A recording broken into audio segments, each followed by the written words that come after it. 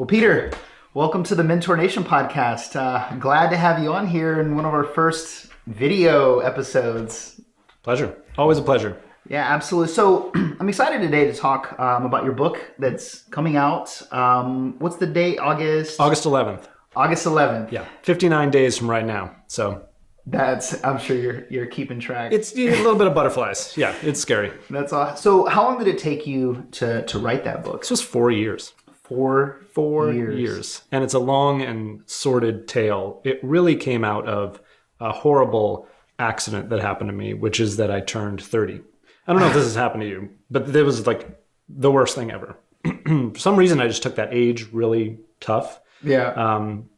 For a lot of reasons that we can get into. But the thing for me was I had spent my 20s building a company, going off in what I thought was a really great direction. And honestly, by 30, I had a multi-million-dollar company. I had just gotten married to my amazing wife. We had just gotten a house that we were renovating. I mean, for all intents and purposes, I should have just kind of shut the hell up and been happy.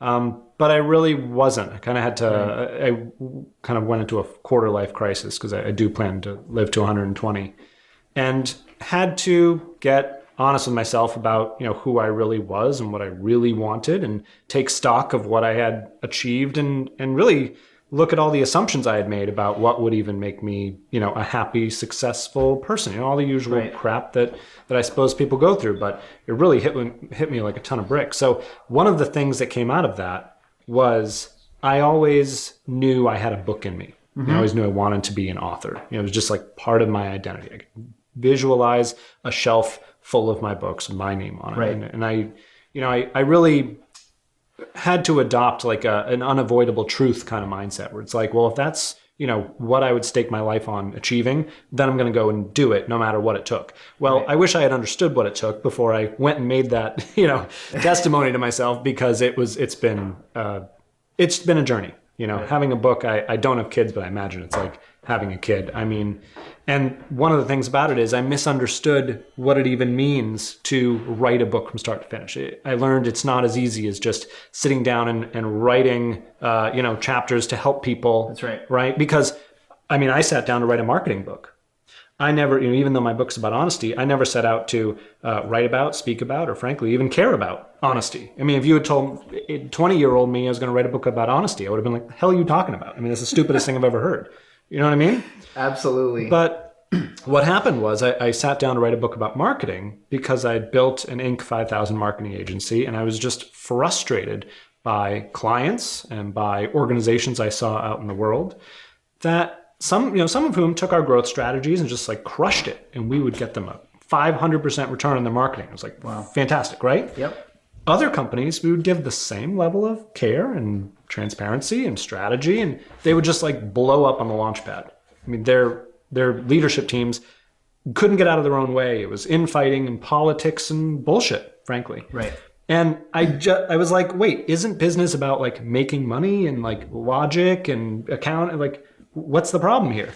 And so I sat down to write a marketing book about it, to help those organizations and people understand, what effective marketing even is. And when I went through the arduous and failure-inducing process of getting an agent, and finally did, and that was a whole other story, my agent looked at it and said, this is great, now that we're signed. By the way, this is not a book about marketing, it's a book about honesty.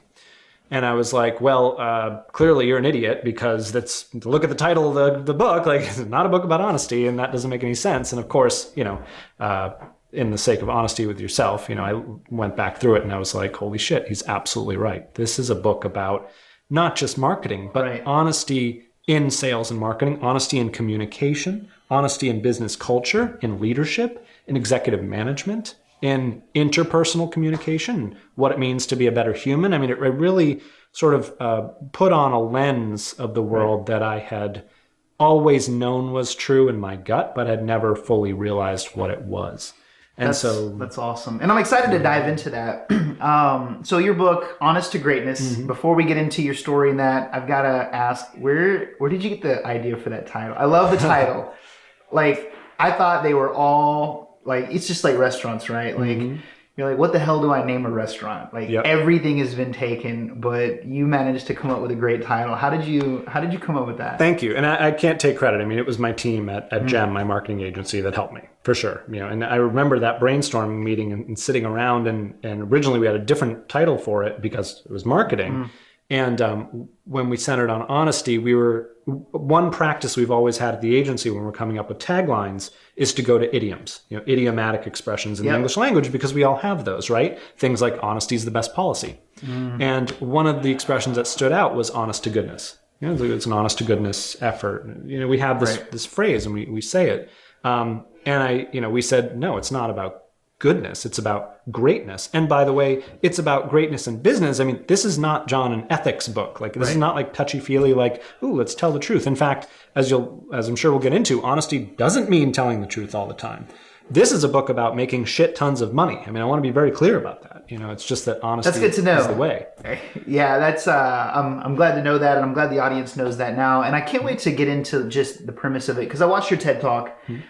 Phenomenal the way that you structured it, and just really, like, you talk about something that it's like you can't label it, right? Like, the world is going in that direction. You've got a lot of people that are starting to see through other people's bullshit right now, whether it's companies, whether it's politicians. And so, like, I can't imagine the timing could be any better than it is. I hope you're right. Yeah, right? Well, I guess we'll see in August. We'll see. But I wanted to get into your story just a little bit and how that led you to. So tell us a little bit about just how you got your start as an entrepreneur, because you ran an Inc. 5000 business in your 20s? Yeah, not till I was 30, but yeah, I mean, that was always a big dream of mine. I mean, I remember reading Inc. as a teenager and being like, that would be so cool to be like a company owner, right? And I'm a pain in the ass. Like, to employ me is a mistake. Like, nobody wants that, because I'm going to question everything. Right. I always was someone who thought I could do it better. And the good thing about that is it gives one a lot of confidence, and gave me a lot of confidence. The problem with that, John, is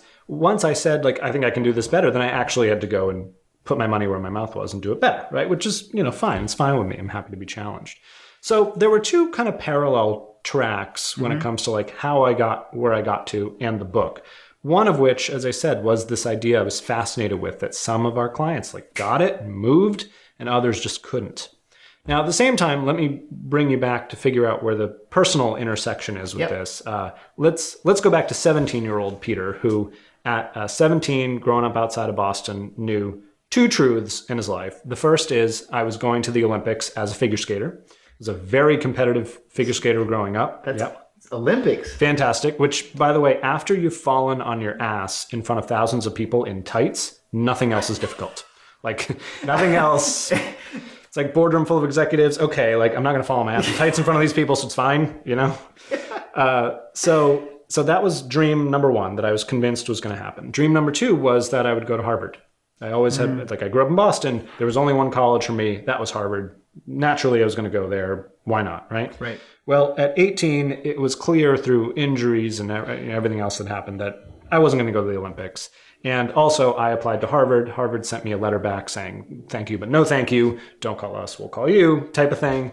And it was devastating. Right. That fall of my senior high school year, so the first year of college, it was a bad time. Now, were you always motivated? Like, I mean, or did your parents instill discipline on you? Like, where did you get the drive to want to go to the Olympics? Dude, I want to be I'm a ladder climber. Like, I want to be the best of that mountain. And then if I get there and I see there's another mountain and it's even higher, I'm like, I want to go to that mountain. And it's just like in me, greatness, right? Absolutely. It's always been in me, and I've always wanted to master it. Like, if you look at the life I've assembled, it's about mastery. Like, I wanted to be as best I could as a figure skater. I went to get a black belt in Taekwondo. I got an MBA from an Ivy League school. I was an Inc. 5000 entrepreneur. Like, and I want to be an author. I don't want to just be an author. I want to be a best-selling author. You know what I mean? Like, absolutely. I think it's called masochism and idiocy. Somewhere in, like, the seesaw of that. An uncontrollable ego, perhaps. Not afraid to admit that. So anyway, coming out of that sort of epic failure, it put a couple of very big chips on my shoulder. Right. That certainly fueled my, my growing a business in my 20s.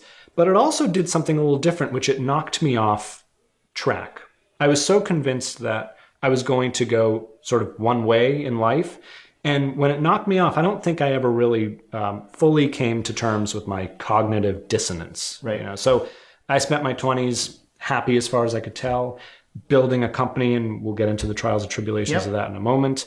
And I think that's why coming back around, me turning 30 was such a problem, because I finally had to realize that I had spent 12 years going in a direction, but maybe not the direction. There were so many things I still wanted to accomplish. And it was one of those catalysts that said, oh yeah, like I never got over those 18-year-old failures. Maybe now I can and should make up for that. And that's sort of the phase I've been in for the last 4 years. That's awesome. It's very parallel to Dwayne Johnson, right? He wanted to go to the NFL, and it's like everything was all in. His chips were all in, and then it didn't happen. And didn't spend very much time feeling sorry for himself. Completely pivoted, and now it's just insane. It worked out for him. Absolutely. If I can go that direction, maybe not with the muscles, I'll be good. The success. Yeah, exactly. So the company that you started, was it marketing? How did you start that? Oh boy. So John, we started a video production company. Okay. In 2008, which, apparently is a great time to come out of college and into the world. And it's like, I'm here and the sky is falling, right? So that was shitty. But we started a video production company. Yep. We were making like $800 television commercials for local car dealers, which is exactly as glamorous as it sounds. Some of the stories that came out of that, they're an interesting bunch. And so we were doing that and making commercials for other places. And then we had agencies that would come to hire us for their video production. And so we got to work with other full service marketing agencies. And we were disgusted by what we saw. It's like they didn't take good care of their clients. They would overcharge. They would blow past deadlines like they didn't exist.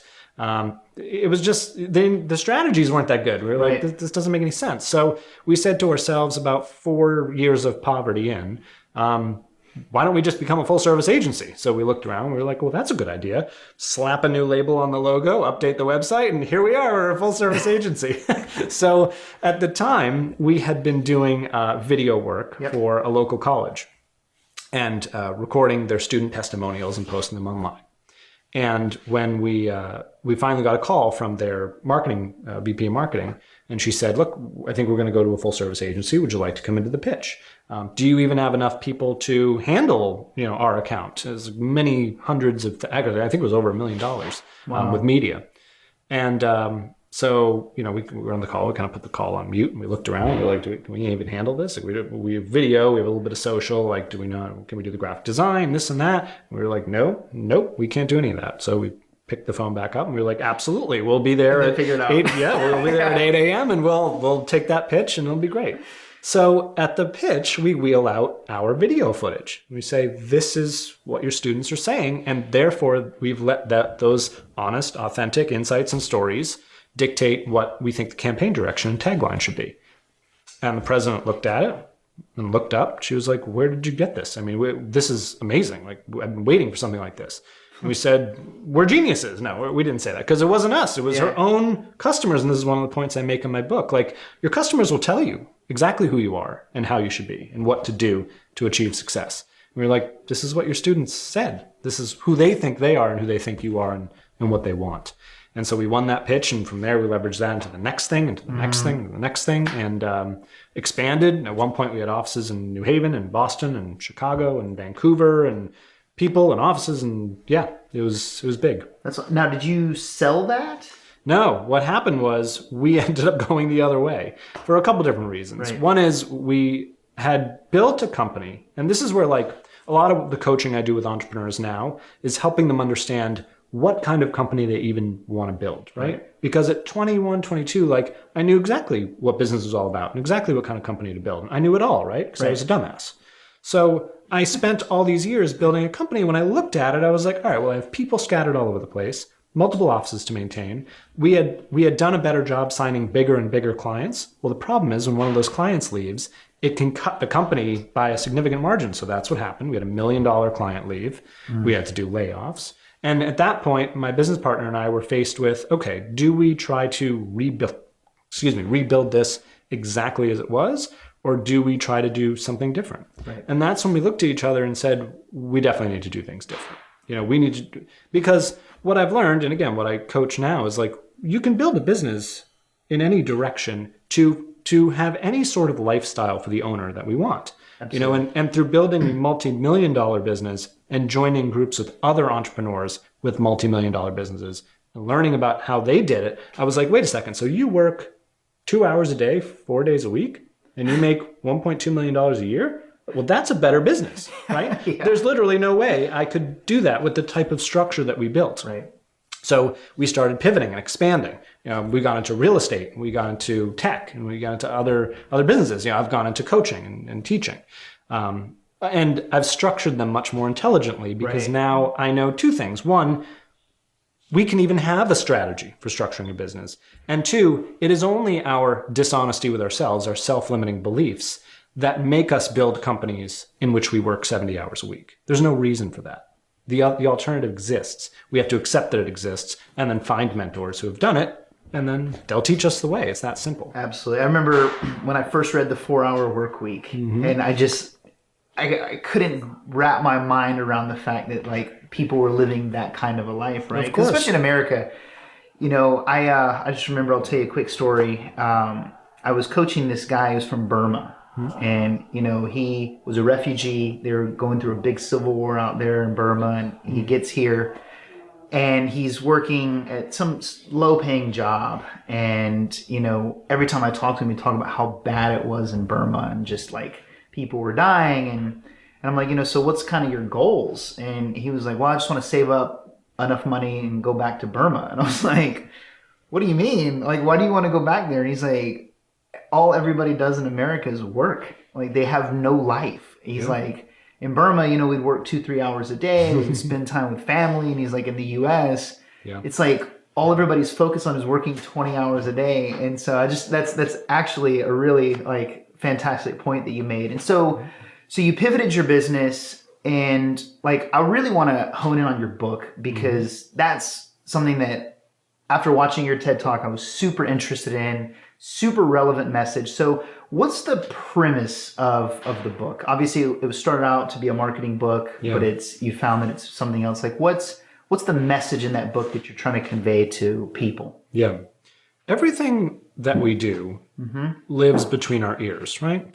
If we sort of know this, and I think this has been popularized by social media and the rise of a lot more like motivational type folks out there. Like if we don't have our own shit together, then we negatively affect everything that goes on around us. And we see this right now with the horrendous things happening in our society, gender bias, racial discrimination, issues with politics and policing and CEO corporate scandals. I mean, dishonesty is just everywhere. Right. And the problem is that once we live in a pandemic of dishonesty, which I do think this is, there's an erosion of trust. Right. Without trust, nothing happens. And my biggest message to the world, John, is that companies have been humanized, right? We can talk to Pepsi on Facebook, right? Yep. You think about this. This is a weird thing, right? You couldn't do that 40 years ago, That's right? right. It was like a company, a corporation, like somewhere over there. There is no more ivory tower anymore. Everyone can see into the windows of companies. You can go to Glassdoor, see what people are saying, see what the experience is like, see if Apple is polluting the environment in Mozambique. I mean, you can never know stuff like that before. So in an environment where we know, right, we have pretty much 100% transparency or near 100% transparency, it doesn't pay to do anything but be honest and transparent. You're going to be found out. It's sort of a silly thing. Meanwhile, the companies I profile in my book use an interpersonal communication strategy. They humanize themselves. I think about Domino's Pizza in 2010. I don't know if you remember this. Absolutely. When J. Patrick Doyle went on national television and said, you know what, we've done some studies and it turns out that our customers hate our pizza and our pizza sucks. And we're sorry and we're going to fix it. It's not acceptable. I'm going to make it better. Now, you and I are friends. If I do something to piss you off, that's exactly the conversation we're going to have, That's right? right. Because without that, there is no relationship. So again, Domino's got that. Now, if you had looked at what J. Patrick Doyle was doing on TV, telling the world that his pizza sucks, and bought Domino's Pizza stock then, you would have had a 3,000% return on your money. Just like wild. Why? Because everyone can trust and see, wow, this company actually cares about us. They know what's going on. They're not sweeping shit under the rug. They're making changes. I can see with my own eyes what they're doing. And why not give their pizza a try and support someone who's gotten down on their knees and said, hey, I'm sorry. I'm going to make this better. I mean, when we do this interpersonally, you don't kick someone who comes and apologizes to you. You say, I appreciate you doing Absolutely. that. Thank you for your honesty. Right? And Absolutely. we have all these English phrases. It's not that hard. It just takes humility. You pair that with a story like Volkswagen with their diesel emission scandal, right? Who knows what happened after that? I mean, they probably promised in some press release to fix it. How easy would it have been for Volkswagen to say, you know what? This is completely not acceptable. People suck sometimes. Obviously we suck right now, and we're sorry. We made a mistake. But come on in. I want you to see what we're talking about in our meetings. I want you to see how we're changing the way we communicate and manage. I want you to see the systems we put in our production line to make sure this doesn't happen. If that had happened and we had all the video content, and all, maybe some of us say like, all right, well, let's give you some time and you can prove it to me. But hell, it's a step in the right direction. Absolutely. That whole like sweep under the rug, like we can't comment on that. It's not going to fly anymore. It's just bullshit. I'm excited. I think I haven't read the book, obviously, because it's not out yet, but I really feel like it's going to be similar, like in concept to like Good to Great. Have you ever read that? I have. One of my favorite books of all time, and like just how they profiled companies. Although some of the companies are no longer in business, like Circuit City, but I'm excited for that. So I want to dig a little bit deeper because I'm sure a lot of people are going to listen to this. Like the audience for Mentor Nation is a lot of small to medium business owners, people that are solopreneurs, people that are running businesses $1, $3, $5 million a year. And a lot of them are probably listening to this and like, well, I'm kind of an honest person. I don't do anything dishonest. Like, what message would you have to them? And like, just what would you say to them? Like how they can translate who they are as a person, like out into their, because you have a framework in your book, and I want to spend a minute just talking let's talk about that. it because I and this is a question I get often. It's like, well, that I'm already an honest person. That doesn't apply to me. Well, let's talk about first of all what honesty is not. Honesty is not just sputtering the truth all the time. You have kids, right? That's right. You don't just like tell your kids the truth about everything all the time, right? That would probably be a bad idea. And there's a great, one of the CEOs of my book has this great story where he says, if you're in an airplane and the airline pilots come over the intercom and they say, well, folks, I've never seen storm clouds like that before. I have no idea if we're going to get through these. Why don't you put your seatbelt on and we'll, is it honest? Yeah. Is it helpful? No. So, there's, as you said, a framework for this that I want especially small business owners to understand because it directly impacts the bottom line. Honesty comes in layers when it comes to business and profitability. The first, John, is getting honest about the community. What's going on in society, in the world around you, right? As I said earlier, we're just coming off of the horrendous murder in broad daylight of George Floyd and protests and the pandemic, right? COVID-19. All these things are big external environmental factors that we have to be honest about. To say, I own a bakery and I'm just going to keep owning my bakery and it's going to be, a trial, but we're going to get through it. And it's just ignorance. Like we have to be honest about these things. Okay, well, what's the next iteration of what a bakery has to be in a post-pandemic world? Right. That's the question, right? So that's the first level. The second level is being honest with and about the others around you. And of course, honest with others, right? There are certain times at which you want to tell the truth. And we talked about Domino's, right? Yep. With a small business owner, I can tell you I've definitely gone to clients and been like, mea culpa. I mean, we fucked this up and I'm sorry. And we're going to make it up to you. But we also need to learn to be honest about others, about where they're coming from and what their prevailing mindset is and what their biases and self-limiting beliefs are. This is where empathy comes into play.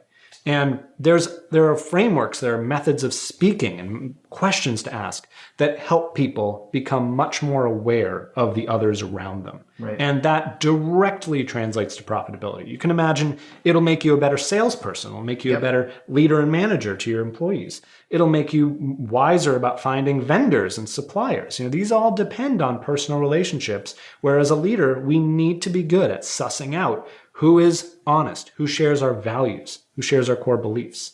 In fact, I have let me get to the third level, which is getting honest with and about yourself. And that seems to be the hardest. It's 100% the hardest because you can't do it in a vacuum. And everyone walks around with biases and self-limiting beliefs and ego and all of those other natural barriers to achieving success. Because what I found, John, is that success isn't pouring more shit on. It's not necessarily about learning more stuff or adding anything. Honesty is an act of attrition. It's about removing bullshit. And I make the analogy of a diamond, right? Right. If you have a diamond where light comes in from the top and it bounces around, comes back up, the best diamonds don't have something. They have a lack of something, a flaw, right? And a flaw in our system is ego or a self-limiting belief that's just not true, right? Or an operating mindset that we've had since being a kid. You know, I told you my story about being 17 and 18, right? Yep. Oh, well, I guess I'm not going to achieve greatness now. I guess I just suck. Walked around for a lot of years with that. Not helpful, not honest, okay? So that's the final level of honesty. And that's why I actually run a forum for entrepreneurs. And we meet once a month, and it's a completely confidential space on Zoom where we have 100% confidentiality and vulnerability. And people literally come and report on what's really, really, really going on in their business, in their personal life, in their family, things that they don't share with their parents or their spouse or their business partner, things that they have to admit to themselves, because if they don't, and they don't get that block out on the table, they can't possibly deal with it. Absolutely. You know? That's super important. Like, I want to ask, can you share some real world examples right now? We don't have to bash any companies, but I want to start with the positive. Like, is there a company today that's just, I mean, you mentioned Domino's, but is there another company that's just doing a great job right now with being honest and transparent? One that comes to mind recently was like T-Mobile, where the CEO would be cooking his food in his condo, and like, it was crazy how that took off. But is there a company that you're really looking at right now that's just doing a great job with all three of those? There are a lot of them that have come through coronavirus really well. I don't want to give credit where it's undue. I think it's Allstate Insurance that like pretty early in realizing like, oh, everyone's going to stay at home, they just said, hey, we're going to give everyone back like $600 million because you're not on the road. And if you're not on the road, you don't need insurance. I mean, how honest is that, right? I mean, that's the type of thing that makes a customer go, right, that's a wow experience. You know, it's needed. Insurance company, you know, if you think about it, their risk has gone down. Yep. So it's not like they're really losing anything. So it's just a great move. And I hope it's Allstate. Otherwise, I've given them a good plug. And it's not really them. Yeah, exactly. Yeah, exactly. No, I know it's not State Farm. It's one of the other ones. That's the good thing about being someone who speaks about honesty. I can be like, yeah, I don't remember. I just don't know. I'll remember as soon as we're done. I know I will. And you know, you look at Zoom, right? Giving free Zoom to education, to education sector. You know, I mean, that kind of stuff is like, of course you should, and of course, you know, if you have an asset that you can share, even if, and here's my thing, John, about honesty, like, even if they sat around their boardroom and were like, hey, so we have this thing, Zoom, which a lot of people are going to use, and we could make a lot of money on this, but we're probably going to get even better PR if we give it away for free. To like, if that was the conversation, I'm fine with that. Yep. You know, I think the best kind of altruism is the altruism that helps yourself. Because then the incentives are aligned. It's like, I'm going to do something selfish that makes your life better. Everyone's happy. Absolutely. I think it's a very honest thing to do. So, you know, we had companies like that do, you know, whether that was a PR ploy or not, I don't know. But yeah. I don't know if this is covered in your book, but I know, you know, for me as a business owner, and I don't know if you have a strategy for this, but one of the hardest things to do sometimes is be honest, whether it's with an employee, a vendor, making a mistake, like how do you have that conversation when it's really hard? Is there a mindset? Do you just need to weigh it out in your head? Yeah. So yes, and yes, and I'll give you some techniques for that too. Okay. First, you have to understand, like, in high school, I was probably voted like most likely to continue being an asshole. Like, I had to learn how to be honest and empathetic. Right. It didn't come naturally to me. And I actually don't mean that in the way it sounds, because I was too honest. You know, I'd be so direct with people that I would just constantly offend people. And I couldn't understand why. I was like, well, that's what's honestly happening. That's the truth. Well, you're such an asshole. It's like, okay, you know, it wasn't until I got older and, you know, luckily my very patient wife had to help me be a better person, that I realized, like, that middle piece, that honest with and about others, is really, really important. Because, well, let's put it this way. It's only important if you want honesty to achieve outcomes, right? And as a business person writing a business book, that's what we need here with honesty. And I think, you know, I'm especially proud of that personal development in myself, because when we look around at the world and how divided we are, you know, as a society, I think the number one thing is dishonesty about others, where others are coming from, the inability to ask better questions and to de-escalate situations. We've become terrible negotiators that have like taken up positions, and it's like, well, I don't care what you have to say. It's like, what the fuck bullshit is that? Right. I mean, come on now. We're never going to heal a nation or be better people if we're not willing to back off our position and ask questions like, hey, tell me more about that. Or how does that make you feel? One of my favorites is, I heard you say. You're never going to hear me say you should, right? Or I don't really use the second person a lot. Because as soon as I say you, I'm throwing all of my head shit into you, right? Like you should do, like I know you, like I know what you should do. Come on. I don't know what's best for you. But if I say, John, I heard you say that, you have a really loving relationship. Tell me more about that. Or I heard you say you had conflict with your brother. Is that true? How does that make you feel?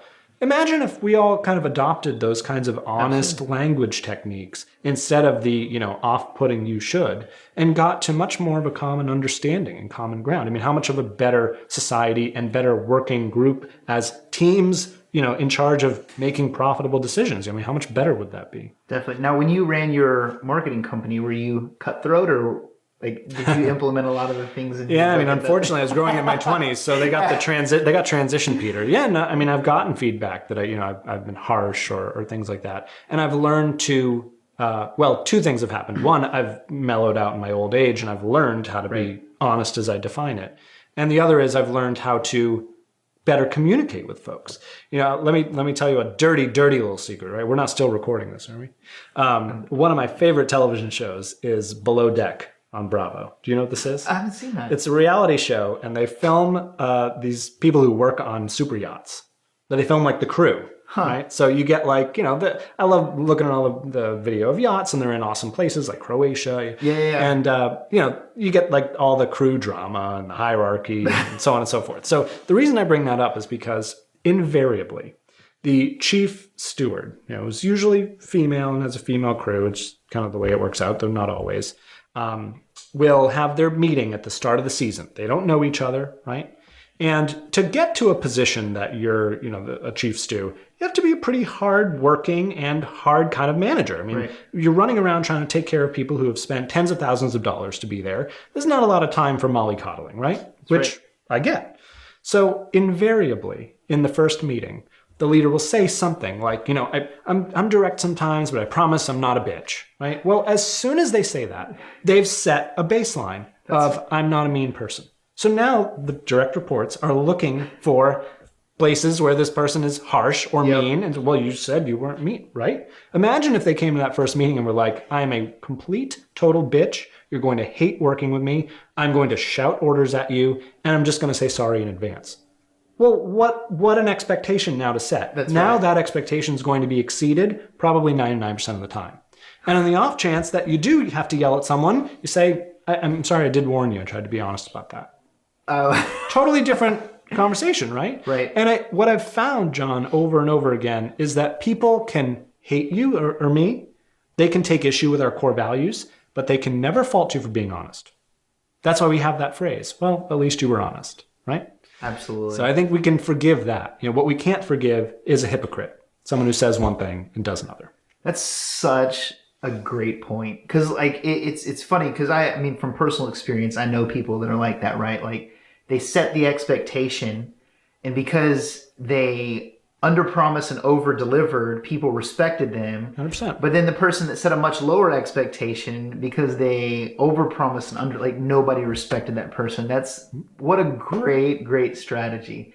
So your book is going to come out in August. Is there any other than the framework, what are the important things that the book is going to really, because you said it's a marketing book, there's a lot of things a lot of strategies in there. Yeah, I mean, it's really a leadership book. And I spend the first part of the book setting up where are we in society? Why do we have fake news and alternative facts? And everybody seems to be a lying sack of shit. And what's happened? You know what I mean? Yep. And then chronicling incredible organizations like Conscious Capitalism and Just Capital that are doing work at the big organizational level to start to move organizations from we're only focused on profits and shareholders we also probably have a responsibility to the environment and to all of our stakeholders and our employees, helping them lead better lives. It really, we're going back in history now, but if you look at the founder of economics, it was Adam Smith, and we're going back centuries. His original idea for commerce was mutually beneficial exchange. We have a business and everybody wins. Like that was the original. In fact, Adam Smith wrote about like morality and philosophy long before he, exposed capitalist theory, right? Right. So yeah, I think what's going to happen naturally, and what already is happening with like the rise of ESG and those kinds of funds, is that we're moving into a world where we're all going to be much more aware of how businesses impact for the better society or not. And that's, by the way, driven by transparency. We can see now things we never saw before. One of the CEOs in my book predicts that within a decade or two, we're going to know what the same person in the same kind of role makes for a salary. And we're going to be able to know, well, is the female making less than the male? Is the minority making less than a white guy? These are things that are getting exposed, whether we like it or not. So, companies that get honest about that are going to do much better. So I spend the first part of the book on that. And then in the second part, I go through study after study of organizations that used honesty to win in finance, marketing, sales, leadership, innovation. Right. All these great stories of Quicken Loans and Girl Scouts and Bridgewater Associates, hedge funds. If we're to believe honesty is the best policy, then it should work universally, right? Absolutely. And so I spent a lot of time trying to convince you as the reader that it does, and it's going to be up to you, to say whether I'm full of shit or not.